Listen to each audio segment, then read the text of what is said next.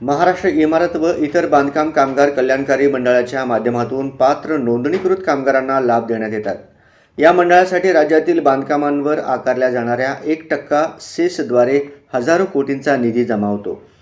या निधीचा विनियोग फक्त कामगारांच्या कल्याणासाठीच व्हायला हवा, असे मत ज्येष्ठ कामगार नेते व माजी आमदार कॉम्रेड नरसय्या आडम मास्तर यांनी व्यक्त केले।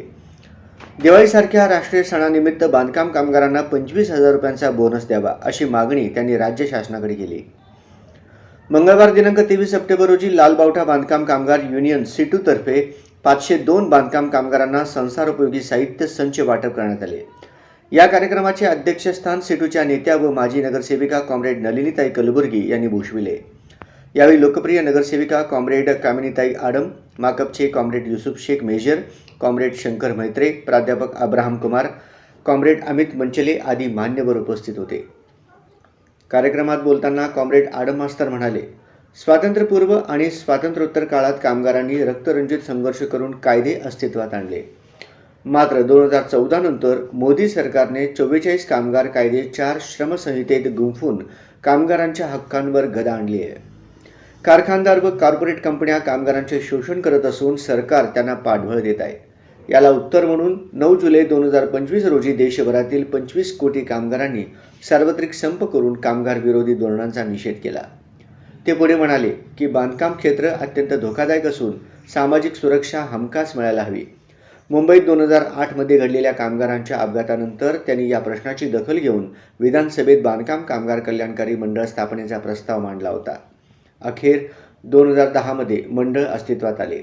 यावेळी त्यांनी आरोग्य सुविधेत वाढ करून मल्टी स्पेशालिटी हॉस्पिटलमध्ये मोफत उपचार, किमान 10,000 रुपयांचे निवृत्ती वेतन तसेच नोंदणी प्रक्रिया सुलभ करण्याची गरज असल्याचे अधोरेखित केले। मुसळधार पावसातही हजारो बांधकाम कामगारांनी एकाही क्षणासाठी जागा न सोडता कार्यक्रमात हजेरी लावली। मार्गदर्शन करताना माकपचे जिल्हा सचिव कॉम्रेड युसुफ शेख मेजर म्हणाले, कामगार योजनांमध्ये सुरू असलेली दलाली तातडीने थांबली पाहिजे। खरे लाभार्थी वंचित राहू नयेत, यासाठी बांधकाम कामगारांची एकजूट हीच काळाची गरज आहे, असे मत त्यांनी व्यक्त केले। कार्यक्रमास माजी नगरसेवक व लोकप्रधान न्यूज चॅनलचे संपादक अय्या शेख, मारेप्पा फंदिलोलू, ॲडव्होकेट अनिल वासम, कॉम्रेड श्रीनिवास मैत्रे, संजू बॉस जेंगडेकर, मार्तंड अण्णा शिंगारे, मोनेश घंटे, आनंद तिप्पलदेनी आदी मान्यवर उपस्थित होते। प्रास्ताविक कॉम्रेड मारेप्पा फंदिलोलू यांनी केले, तर सूत्रसंचालन व आभार प्रदर्शन ॲडव्होकेट अनिल वासम यांनी केले। त्यावेळेला लाडली बहिणा काय सरकार बघा हो, महिन्याला 1,500 रुपये दिलं ताई। ते 1,500 रुपये महागाईमध्ये कसं तुम्हाला ओरबडून काढलं, याचं गणित माझ्याकडे आहे।